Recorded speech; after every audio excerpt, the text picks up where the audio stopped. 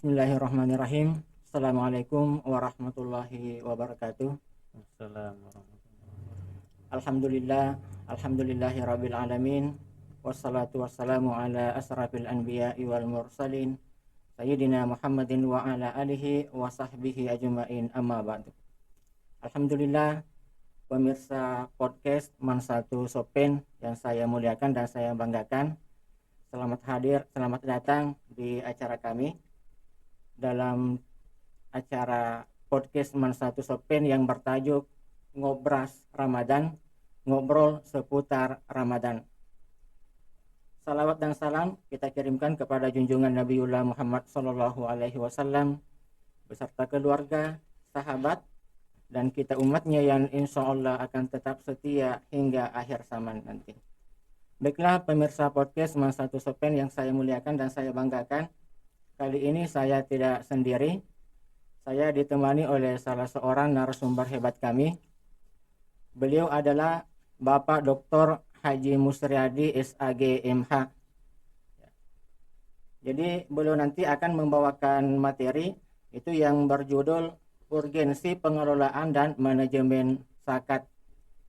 Sebelum saya persilahkan kepada beliau untuk membawakan materinya, terlebih dahulu saya akan membacakan daftar riwayat hidup beliau. Nama Dr. Haji Musriadi SAG MH, tempat tanggal lahir Sopeng 2 Januari 1975, alamat di BTN Malakaraya, pendidikan formal SD Negeri 24 Lapajung Sopeng, kemudian MTS Mangkoso ke Kabupaten Baru, Madrasah Aliyah Pergis Cempalagian Kabupaten Polmas, S2 S1 IAIN Sunan Kalijaga Yogyakarta, kemudian S2-nya Universitas Indonesia Timur Makassar, kemudian S3 Universitas Islam Negeri Alauddin Makassar. Pengalaman kerja, beliau sekarang adalah Kepala Seksi Penyelenggara Haji dan Umrah pada kantor Kementerian Agama Kabupaten Sopeng. Kemudian pengalaman organisasi, pertama yaitu Sekretaris Umum Majelis Ulama Indonesia Kabupaten Sopeng. Kemudian yang kedua, Sekretaris IPHI Ikatan Persaudaraan Haji Indonesia. Kemudian yang ketiga, anggota FKUB Forum Kerukunan Umat Beragama. Yang keempat, Wakil Ketua Pengurus Daerah DDI Kabupaten Sopeng. Baiklah, untuk menghargai waktu, saya persilahkan kepada beliau untuk membawakan materinya dengan tema Urgensi Pengelolaan dan Manajemen Zakat. Waktu dan tempat kami persilahkan. Bismillahirrahmanirrahim. Alhamdulillah. Alhamdulillahilladzi ja'ala syahra ramadana sayyida syuhur. Wassalatu wassalamu ala nabiyyina wa syafi'ina wa habibina Muhammad wa ala alihi wa sahbihi ajma'in, amma ba'd. Alhamdulillah, pada bulan Ramadan ini Allah Subhanahu wa taala masih memberikan kita nikmat yang begitu besar, sehingga beberapa hari ini kita berhasil menunaikan ibadah-ibadah kita pada bulan Ramadan, baik ibadah puasa kita, tarawih kita, dan ibadah-ibadah yang lain, membaca Al-Quran. Semuanya itu tentu kita sudah paham bersama bahwa itu adalah amal-amal yang berlipat ganda yang Allah Subhanahu wa taala janjikan kepada kita. Salawat dan salam kepada junjungan Nabiullah Muhammad sallallahu alaihi wasallam, karena beliaulah sehingga kita mengenal Allah, dan insya Allah kita akan mengobati kerinduan kita kelak di akhirat dengan bertemu dan bersama Rasulullah sallallahu alaihi wasallam di surganya Allah Subhanahu wa taala. Para pemirsa, judul yang akan saya sampaikan pada kesempatan ini adalah urgensi pengelolaan dan manajemen zakat.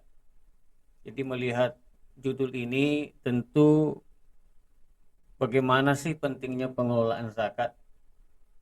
Kenapa harus ada basnas? Kenapa harus ada las?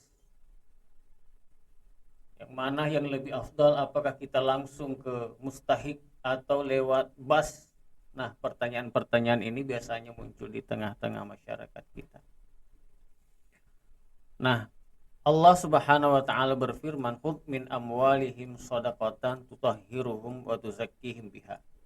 Ini ayat pijakan kita yang pertama.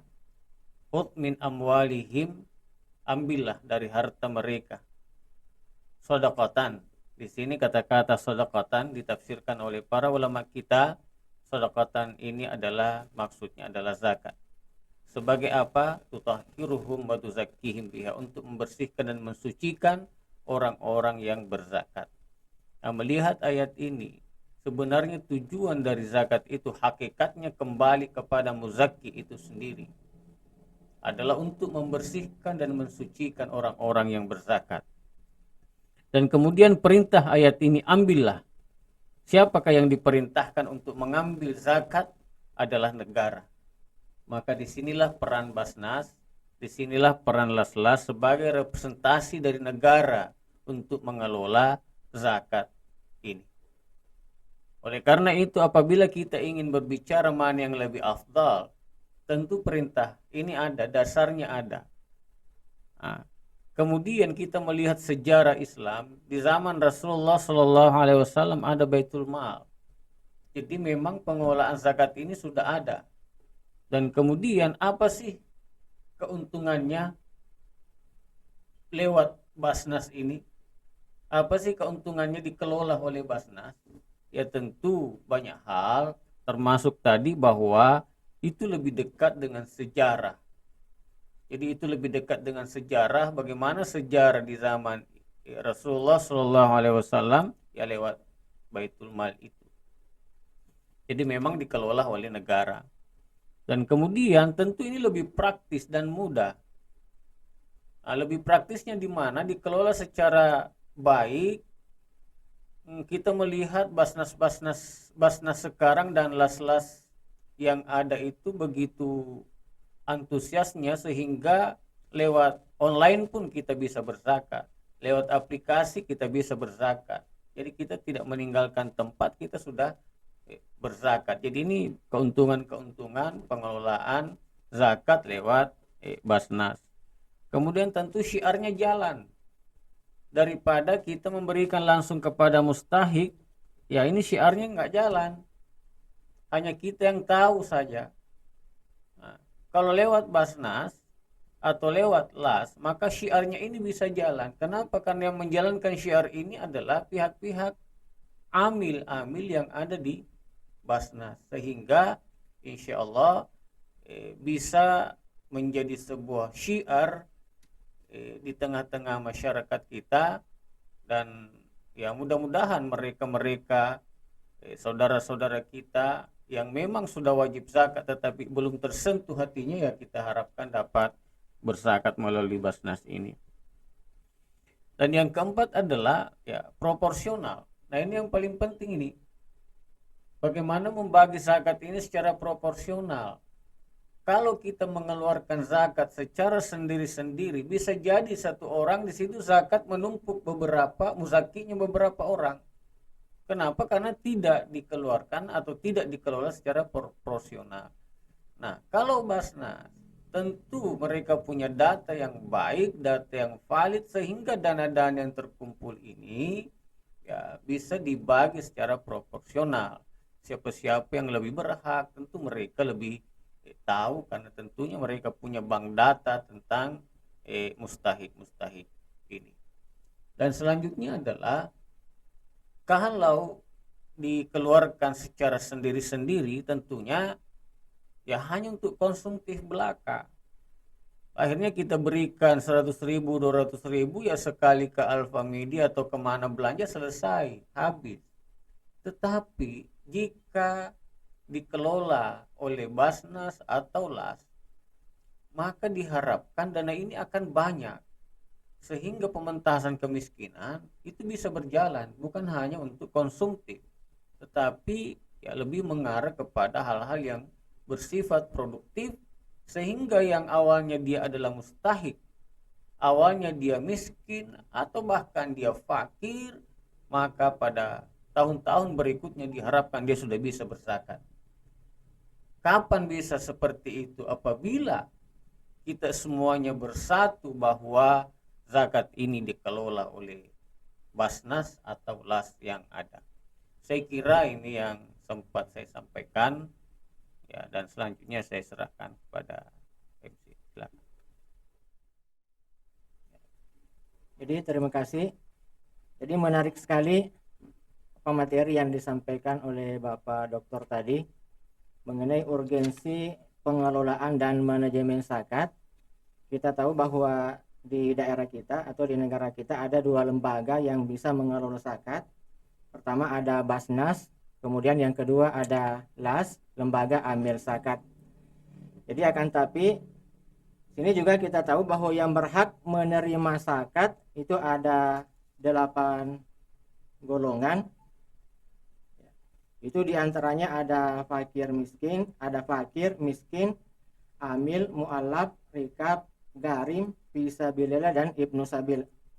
Jadi akan tetapi Pak, biasa muncul pertanyaan-pertanyaan di tengah-tengah masyarakat, ya, bahwa apakah zakat ini bisa digunakan untuk fasilitas umum. Karena tadi dikatakan bahwa yang berhak menerima zakat itu ada 8 golongan. Sehingga biasa muncul pertanyaan bahwa apakah dana zakat ini itu juga bisa digunakan untuk fasilitas umum. Ya, terima kasih. Jadi zakat ini hal yang tertentu, sudah ditentukan oleh Allah Subhanahu wa taala peruntukannya. Sehingga tidak bisa ditarik kemana-mana. Ya, jadi 8 asnaf inilah yang berhak menerima zakat itu. Jadi untuk fasilitas umum ini, ya mungkin lebih tepatnya kalau dana-dana infak yang masuk itulah yang kita alokasikan kepada selain 8 asnaf ini. Jadi ya zakat itu ya tentu Basnas ini punya pembukuan pemasukannya yang dari zakat, yang dari infak yang mana. Nah, yang bisa yang bisa kita alokasikan selain dari yang 8 ini, saya kira ya infak itu. Untuk zakat ini sudah tertentu, nasnya sudah sangat jelas. Tinggal pengembangan penafsiran ulama kita yang kadang-kadang berbeda. Misalnya ada yang tafsirkan fisabilillah itu bisa untuk sekolah-sekolah agama. Ya, ada pendapat begitu walaupun saya kira ini agak lemah ya. Ya, saya kira seperti itu. Jadi, terima kasih. Kemudian ada lagi satu Pak. Ya. Mungkin karena kesibukan sekarang, sehingga biasa ada orang yang bertanya bahwa apakah dia bisa menitipkan zakatnya kepada seseorang untuk disampaikan kepada fakir miskin. Mungkin misalnya karena mereka tidak sempat karena kesibukannya, sehingga dia menyampaikan bahwa apakah zakat itu bisa dititipkan kepada seseorang, kemudian seseorang itu bisa meneruskan kepada fakir miskin. Ya, saya kira ini tinggal amanahnya saja. Apakah betul ini bisa disampaikan atau tidak? Yang jelas bahwa intinya zakat ini bisa sampai kepada amil yang ditunjuk oleh negara. Jadi amil ini sebenarnya ditunjuk oleh negara. Jadi ya tinggal sampainya itu apakah mau menitip atau tidak secara langsung, tetapi menitipkan kepada orang lain agar bisa disampaikan kepada petugas. Saya kira ini tidak ada masalah dalam persoalan-persoalan seperti ini. Ya, saya kira itu. Jadi baiklah pemirsa podcast Ramadan yang saya muliakan dan saya banggakan. Jadi menarik sekali apa yang disampaikan oleh Bapak narasumber kami. Akan tetapi karena waktu yang membatasi kami, sehingga mungkin pertemuan kali ini dicukupkan sampai di sini. Jadi saya ucapkan terima kasih kepada Bapak pemateri. Mudah-mudahan diberikan pahala yang berlipat ganda di sisi Allah Subhanahu wa taala. Kemudian disehatkan sehingga mungkin kedepannya nanti bisa mengisi acara-acara kami di kegiatan podcast Man 1 Sokpen. Sekali lagi saya ucapkan terima kasih kepada Bapak narasumber kami. Jadi mungkin sampai di sini acara kami. Saya akhiri dengan ucapan wabillahi taufiq wal hidayah. Wassalamualaikum warahmatullahi wabarakatuh. Waalaikumsalam.